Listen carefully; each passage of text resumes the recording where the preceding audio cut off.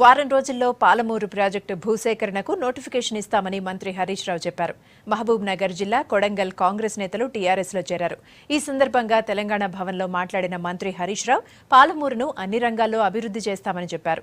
TDP, Congress కమిషన్ల కోసమే ప్రాజెక్టులు కట్టాయన్నారు హరీష్. కృష్ణానది అత్యధికంగా ఈ రాష్ట్రంలో ప్రవహించేది మహబూబ్ నగర్ జిల్లాలో. కానీ మనం కరువుతో బాధపడతాం. సాగునీరు కాదు కదా, తాగునీరు లేవడానికి బాధపడతాం.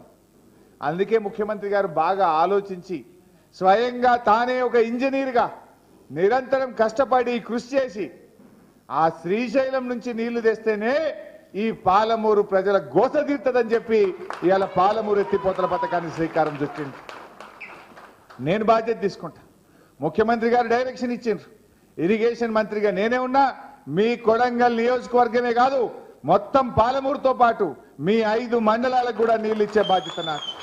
బంగారు తెలంగాణ నిర్మాణం అంటే కేవలం కొన్ని నియోజకవర్గాలు కాదు, తెలంగాణలోని అన్ని నియోజకవర్గాలకు 1,00,000 ఎకరాల నీళ్లు ఇచ్చినప్పుడే, అన్ని గ్రామాలకు చక్కటి రోడ్లు వేసినప్పుడే, అన్ని గ్రామాల్లో ఉండేటువంటి రైతాంగానికి కడుపు నిండా కరెంట్ ఇవ్వగలిగినప్పుడే, చేతి నిండా పని దొరికినప్పుడే బంగారు తెలంగాణ సాధ్యమవుతుందనేది మన ముఖ్యమంత్రి గారి సంకల్పం.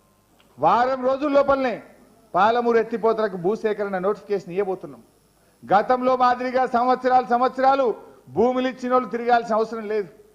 భూములు పోయిన వాళ్ళు పైసల కోసం తిరగాల్సిన అవసరం లేదు. ఇవాళ పిలుస్తాం, మాట్లాడతాం, రేపు చెక్కు చేతిలో పెట్టి భూమి తీసుకుంటాం. ఓ పైసా ఎక్కువ ఇస్తాం తప్ప భూమి తీసుకున్న వాళ్ళకు కూడా అన్యాయం చేయదలుచుకోలేదు. మేము మాట్లాడి రైతుకు కడుపు నిండా పైసలు ఇచ్చి రైతు దగ్గర భూమి తీసుకుంటాం.